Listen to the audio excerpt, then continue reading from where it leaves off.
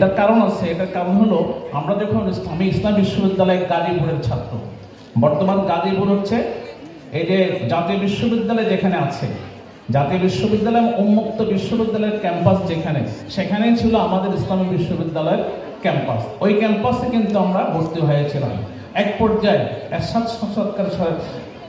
এরশাদ সাহেবের আমলে তিনি তার সেই 88-89 সালের দিকে কোনো একটা দুর্ঘটনাকে কেন্দ্র করে ওই বিশ্ববিদ্যালয়কে ওখান থেকে কুষ্টিয়াতে পাঠিয়ে দিল।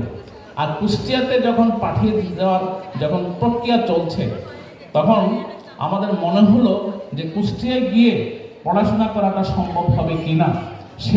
সেই কারণে যে অনার্স হয়তো পড়াশোনা করা হয়তো সম্পন্ন হবে না, ওই জন্য অন্তত ডিগ্রি পরীক্ষাটা দিয়ে নিই, ডিগ্রিটা পাস করে নিই। যদি অনার্স যদি পড়তে না পারি, অন্তত ডিগ্রিটা যদি পড়াশোনা করা যায়, তাহলে হয়তো পরবর্তীতে চাকরি